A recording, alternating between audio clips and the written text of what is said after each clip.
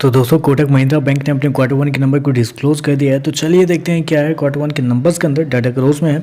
तो देखिए पिछले क्वार्टर की बात करें तो पिछले क्वार्टर में कंपनी का टोटल इनकम जो कंपनी ने जनरेट किए थे 27,907 करोड़ के आसपास, पिछले साल 20,723 करोड़ के आसपास, जबकि अभी देखें तो बढ़ के 25,075 करोड़ के आसपास आपको देखने को मिला। तो साल 2 साल देखें तो साल 2 साल कंपनी के टोटल इनकम के अंदर लगभग बोल सकता है वही कि 24% के आसपास का जंप आपको देखने को मिल रहा है। वहीं अगर क्वार्टर जाते हैं तो क्वार्टर कंपनी के टोटल इनकम के अंदर एक हल्की सी गिरावट भी आपको देखने को, वहाँ पे देखें तो लगभग बोल सकते हैं आप 10 से 11% के आसपास की गिरावट है। तो क्वार्टरली बेसिस पे देखें तो कंपनी का टोटल इनकम गिरता हुआ देखने को मिला है, जबकि साल 2 साल कंपनी के टोटल इनकम के अंदर तेजी भी देखने को मिल रही है। चलिए कंपनी के इंटरेस्ट इनकम की बात कर लेते हैं, क्योंकि मेन रेवेन्यू तो कंपनी का यहीं से जनरेट हो रहा है। तो पिछले क्वार्टर में कंपनी ने 15,156 करोड़ जनरेट किए थे, पिछले साल 12,868 करोड़, जबकि अभी देखें तो बढ़ के 15,836 करोड़ के आसपास आपको देखने को मिला। तो कंपनी का इंटरेस्ट इनकम देखें तो आपको साल 2 साल क्वार्टर बढ़ता हुआ देखने को मिला है, जो कि एक अच्छी बात है।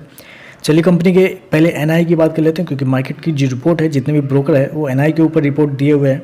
तो एनआई की बात करते हैं तो इस क्वार्टर में कंपनी का जो एनआई निकल के आता है वो निकल के आता है 9,000 करोड़ के आसपास, जबकि मार्केट के जितने भी ब्रोकर है जो आपके नाम आपके सामने होंगे, सबका ये कहना था कि इस क्वार्टर में कंपनी का जो एनआई है लगभग 7100 करोड़ के आसपास आता हुआ देखने को। तो उसके मुकाबले देखें तो कंपनी का एनआई के अंदर बहुत बेहतरीन तेजी आपको देखने को मिली। मार्केट के एस्टिमेट से कई ज़्यादा बेहतर कंपनी का नेट इंटरेस्ट इनकम आपको देखने को मिल रहा है।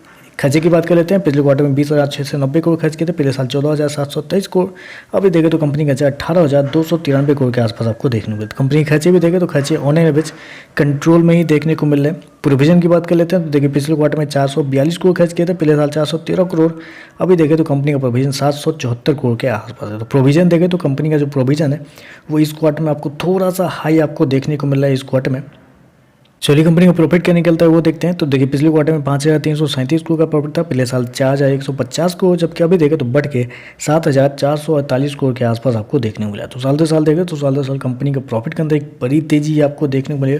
ऑलमोस्ट बोल सकते हैं वहाँ पे आप 80% के आसपास का जंप है कंपनी का प्रॉफिट के अंदर साल 2 साल। वहीं अगर क्वार्टर जाते हैं तो क्वार्टर भी कंपनी का प्रॉफिट के अंदर 40% के आसपास की तेजी है। तो क्वार्टर साल 2 साल कंपनी का प्रॉफिट के अंदर बड़ी तेजी है, लेकिन उसके पीछे रीजन भी है, और रीजन है कंपनी का एक्सेप्शनल आइटम। क्योंकि अगर आप एक्सेप्शनल आइटम देखते हैं तो इस क्वार्टर में कंपनी को 3800 करोड़ के आसपास का फायदा हुआ एक्सेप्शनल आइटम के थ्रू, जिसकी वजह से कंपनी के प्रॉफिट के अंदर एक बड़ी तेजी आपको देखने को मिल रही है। क्योंकि एक्सेप्शनल आइटम अगर आप हटाते हैं तो कंपनी का प्रॉफिट निकलता है लगभग 3600 करोड़ के आसपास। जी हाँ, 3600 करोड़ के आसपास कंपनी का एक्सेप्शनल आइटम हटाने के बाद कंपनी का प्रॉफिट निकल के आता है, जो कि अगर देखा जाए तो यहाँ पे जितने भी ब्रोकर मेरे पास बहुत सारे लिस्ट है आपके सामने होंगे, सबका यही कहना था कि इस क्वार्टर में कंपनी का जो प्रॉफिट है लगभग 3700 करोड़ के आसपास आता हुआ देखने को। तो यहाँ पे देखें तो प्रॉफिट के मामले में कंपनी के जो प्रॉफिट है मार्केट के एस्टिमेट से कम आपको देखने को मिल रहा है, अगर एक्सेप्शनल आइटम हटा के देखते हैं तब।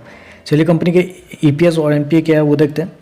तो ईपीएस की बात करें तो पिछले क्वार्टर में 26 रुपये, पिछले साल 20 रुपये, अभी देखें तो 37 रुपये के आसपास है। बेसिकली ईपीएस के अंदर एक्सेप्शनल आइटम भी आ जाता है, इसकी वजह से ईपीएस आपको हाई देखने को मिल रहा है। ग्रॉस एनपीए की बात कर लेते हैं तो ग्रॉस एनपीए 1.75 से गिर के 1.39 आ चुका है, जबकि नेट एनपीए 0.43 से गिर के 0.38 के आसपास है। तो ओवरऑल अगर देखा जाए तो नंबर सारे पैमाने पे आपको बेहतर देखने को मिल रहा है। बस एक जगह अगर कंपनी का नंबर थोड़ा सा पिछड़ता हुआ देखने को मिल रहा है, वो है कंपनी का नेट प्रॉफिट। क्योंकि अगर एक्सेप्शनल आइटम हटा के देखें तो कंपनी का जो प्रॉफिट है वो मार्केट के एस्टीमेट से कम देखने को मिल रहा है। तो चलिए बस आज के लिए बस इतना ही। वीडियो पसंद आया तो लाइक कीजिएगा, साथ में साथ चैनल को सब्सक्राइब जरूर कीजिएगा। धन्यवाद।